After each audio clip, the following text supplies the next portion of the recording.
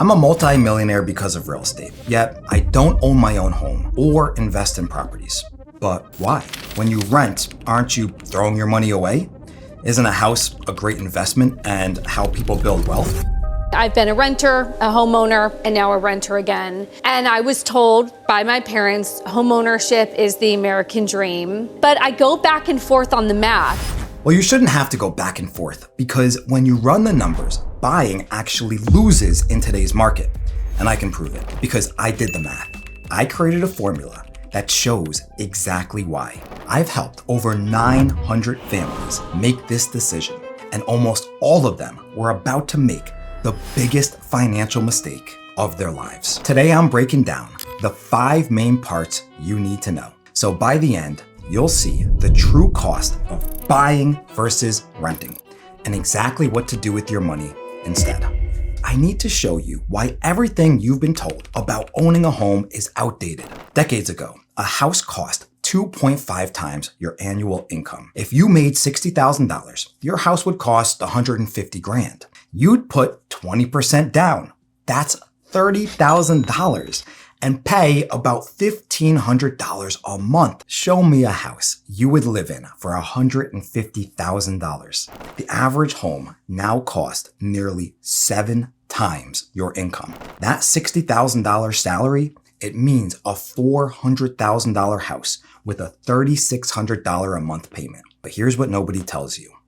Less than $500 of that payment builds equity. But if you rent that same $400,000 house, it's only $2,500 a month. Therefore, a homeowner is actually throwing away more money than renters, not less. Yet everyone still says owning a home is better because that's what worked for our parents' generation. Yes, rent goes up over time, but once you see the full math, you'll understand why some of the richest people in the world rent instead of own. If you buy a house without opening up a spreadsheet and entering some numbers, you are making a huge mistake. But most people will never do this. So I did it for you. And that's how I became a millionaire. By not buying real estate. Let's start with the hidden cost. You know that $400,000 house everyone says you should buy? At today's 7% interest rate, you're looking at $3,600 a month if you can't put 20% down. But here's what your realtor or lender won't tell you. And trust me, they know this. First, on that $400,000 home, there's your mortgage, $2,500 a month, which sounds reasonable. But almost 80% of that is pure interest. That's $2,000 straight into the bank's pocket. Therefore, the bank is essentially your landlord for the next 30 years. You thought you were done renting, but you're still paying rent to the bank. However, it gets worse. Property taxes, that's another $550 every month forever. Unlike your mortgage, this never ends. Even after you pay everything off, you don't own your own house. You're still paying rent to the government. But remember, this also goes up every year. Next is homeowner's insurance, which is around $320 a month. But here's a question. When was the last time anyone that you know actually used their homeowner's insurance? Then there's PMI. Because you didn't put down 20%, the bank charges you another $250. This is insurance for them, not for you. Therefore, you're literally paying to protect the bank from yourself. But we haven't even talked about maintenance. On average, it's about 1% of the home's value per year. In total, that's how we get $3,600 per month. But remember, if you rented that exact same $400,000 house, you only spend $2,500 a month. So ask yourself, who's really throwing away more money? However, here's the question that'll really blow your mind. What if you took that extra money you're saving every month, plus your down payment, but actually did something with it? This is where the numbers really come together. Because now I'm gonna show you the exact formula that proves what happens when you invest that money instead. There are two fundamental differences between homeowners and renters. Homeowners need that massive down payment plus those higher monthly costs that we just covered. But renters, they keep all that money. That's called opportunity cost. So let's take that same $400,000 home, but this time we're gonna do what everyone says is responsible. We're gonna put down 20%. Your monthly payment drops to $3,000 instead of $3,600. However, you just handed over $80,000 that you may never see again. Now here's where it starts to get really interesting. What if instead of giving that $80,000 to the bank, you put it in an index fund? The best I've found so far is from Vanguard. It's called VOO. It's basically buying a tiny piece of America's 500 biggest companies all at once. Think about Apple, Tesla, Google, all of them. Average return over the last 10 years is 13% per year. You know how rich people always say, don't work for money, make your money work for you? This is exactly what they mean. Compound interest. Some people even call it the eighth wonder of the world. But wait, what about houses? Don't they appreciate too? Yes. However, houses only appreciate by about 6% per year on average. Now I know what you're thinking. Okay, 13% beats 6%. Case closed. But it's not that simple. Therefore, we need to factor in something huge.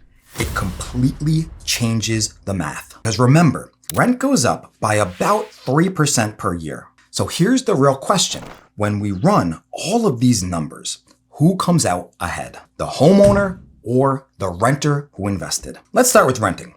When you rent that $2,500 house, you need about $7,500 to move in, which is first, last, and security. So you've got $80,000 that you didn't use for a down payment, minus that $7,500. Therefore, you're starting with $72,500 to invest. Remember, it costs $3,000 a month to own, but only $2,500 a month to rent. So every single month, you're saving $500. Watch what happens when we plug this into the compound interest calculator. For initial investment, we're going to use $72,500. Monthly contribution, $500. For time, you're going to do 30 years, which is the same as your average mortgage. For rate, we're going to use Vanguard's VOO average, which is 13%. Then we're going to hit calculate. Look at what comes up. $4.6 million. But now let's see what happens when you choose option 2. You buy a house.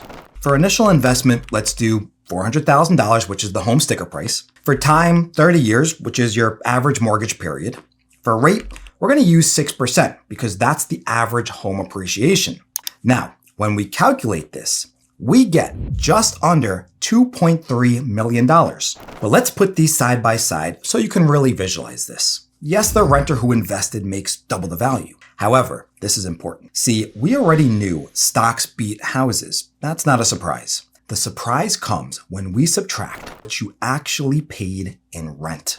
Because remember, rent goes up 3% per year. This next part is exactly why I made this video. Now, we're about to add up every single dollar to see the true lifetime cost of owning a home. Your mortgage payments, which are principal and interest, are around $766,000. Your property taxes over 30 years, $198,000.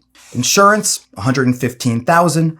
Maintenance at about 1% annually is $120,000. The total real cost you paid for that house is actually $1.2 million, not $400,000 like the sticker price said. That's 3 times the price that you originally signed up for. However, we need to be fair and calculate what renting really costs. Simple math says $2,500 times 12 months over 30 years equals $900,000. But that's not accurate because rent increases 3% every year. By year 30, you're paying $6,000 per month for the exact same house that started at $2,500. When we calculate this, your total rent over 30 years, $1.4 million. So let's put these two head to head. Renting cost $228,000 more than owning over 30 years. Now, if you're thinking buying a house does win after all, not so fast. Even though renting costs more in total dollars, that's not the whole story. We still have to calculate the final numbers. Yes, the homeowner spent less, but the renter made more. So now that we have all the numbers, the values, the cost, everything, we can answer the big question: who actually wins? The renter or the homeowner? We'll start with buying a house. The $400,000 home that you once bought is now worth $2.3 million. When we subtract what you actually spent, your total profit is only $1.1 million. Honestly, that's more than I expected. Your parents were right. You did build equity. But now let's see what happens to the renter that invested. $4.7 million minus $1.4 million. It equals $3.3 million. The renter has 3 times more wealth. Triple the amount of money in your bank account. That's a $2.1 million difference. But what if you don't have 20% down? Does anything change? Well, yes, it does. That's why I built you a free calculator with my formula. I'm going to link it in the description.